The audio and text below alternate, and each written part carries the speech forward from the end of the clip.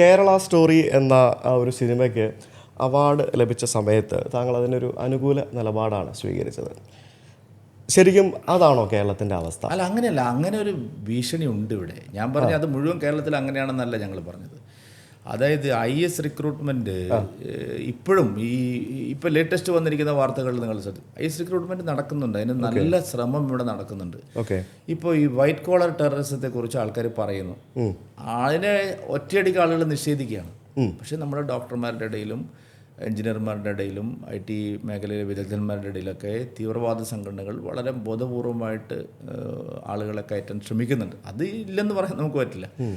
അപ്പോൾ IS recruitment നടന്നു, വിവാഹത്തിൻ്റെ പേരിൽ പല രീതിയിലുള്ള ശ്രമങ്ങൾ നടക്കുന്നു. ഒരു ഭീകരവാദം വരുന്നത് നമുക്ക് പെട്ടെന്ന് മനസ്സിലാവില്ല. പല രീതിയിലാണ് വരുന്നത്. കാരണം ബോംബും തോക്കും എടുത്തിട്ട് ആദ്യം തന്നെ വരണമെന്നില്ല.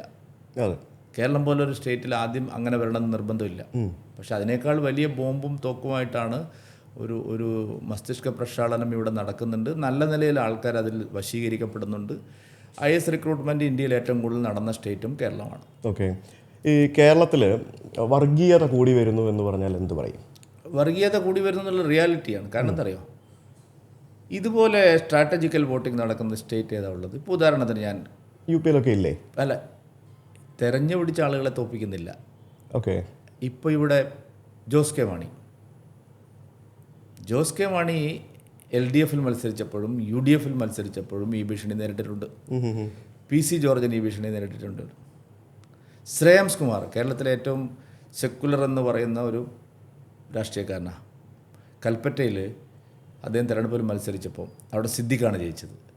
അവിടെ LDF ശക്തിയില്ലാത്തതുകൊണ്ടല്ല. അതായത് UDF ഉണ്ടായിരുന്ന ശ്രേയാംസ് കുമാറിൻ്റെ ജനതാദൾ LDF മാറിയതിന് ശേഷമാണ് ആ തെരഞ്ഞെടുപ്പ് നടക്കുന്നത്. 20,000 വോട്ട് ഇപ്പോഴും ഒരു വോട്ട് ബാങ്കായിട്ട് ഉള്ള ജനതാദളിനുള്ള ഒരേ ഒരു മണ്ഡലം വയനാട് കൽപ്പറ്റയാണ്. 20,000 അധികം വോട്ട് വരികയും തൊട്ട് മുമ്പത്തെ തെരഞ്ഞെടുപ്പിൽ 25,000 വോട്ടിന് ശശീന്ദ്രൻ ജയിക്കുകയും ചെയ്ത മണ്ഡലമാണത് LDF. ആ മണ്ഡലത്തിലാണ് സിദ്ദിഖ് ജയിക്കുന്നത്. സിദ്ദിഖ് ജയിച്ചപ്പോൾ പ്രകടനം നടന്നു. അവിടെയെല്ലാം CPM CATU തൊഴിലാളികളടക്കം ഒരു പ്രത്യേക സമുദായത്തിലുള്ളവർ അവിടെ ആഹ്ലാദപ്രകടനം നടത്തിയത് നമ്മളെല്ലാവരും കണ്ടതാണ്.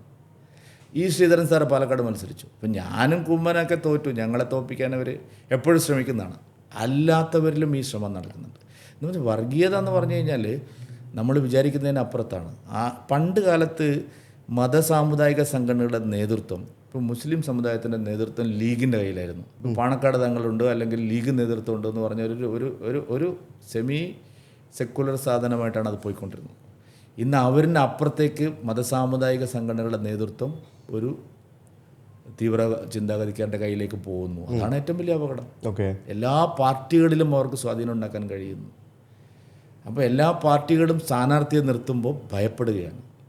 ആ കോൺസ്റ്റിറ്റ്യുവൻസിയിൽ ഈ കോൺസ്റ്റിറ്റ്യുവൻസിയിൽ എന്ത് ചെയ്യണം. അപ്പോൾ ഇതൊരു ചെറിയ കാര്യമല്ല. കേരളത്തിൽ നമ്മൾ സെക്കുലറാണെന്ന് വല്ലാതെ അവകാശപ്പെട്ടുകൊണ്ട് കാര്യമില്ല.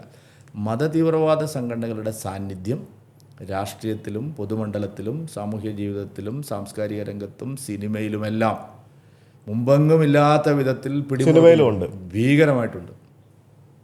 എത്ര പേരുടെ ജീവിതം പോയിട്ടുണ്ട്. ഗൾഫ് മേഖലയിൽ കേന്ദ്രീകരിച്ചുകൊണ്ട് നടക്കുന്ന പല പ്രവണതകളും മലയാളികളുമായി ബന്ധപ്പെട്ട്.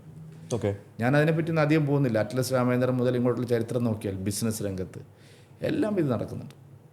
വളരെ ശക്തമായിട്ടുള്ള ഒരു ഇടപെടൽ ഭീകരവാദ സംഘടനകളുടെ അല്ലെങ്കിൽ അവരുടെ ഐഡിയോളജിയുടെ ഇടപെടൽ കേരളത്തിലുണ്ട്. ഭീകരവാദ സംഘടനകൾ എന്ന് തന്നെ പറയണോ അതിനെ? അല്ല, ഭീകരവാദത്തിന് പല മുഖങ്ങളുണ്ടെന്ന് ഞാൻ ആദ്യമേ പറഞ്ഞല്ലോ. ഈ തോക്കും ബോംബ് മാത്രമല്ലല്ലോ, സ്ഫോടനം മാത്രമല്ലല്ലോ, അതിനപ്പുറത്ത് വേറെ ഒരു തലം ഇതിനുണ്ട്. ആ രംഗത്ത് കേരളത്തിൽ നല്ല വേരുകൾ അത്തരം ശക്തികൾക്കുണ്ട്.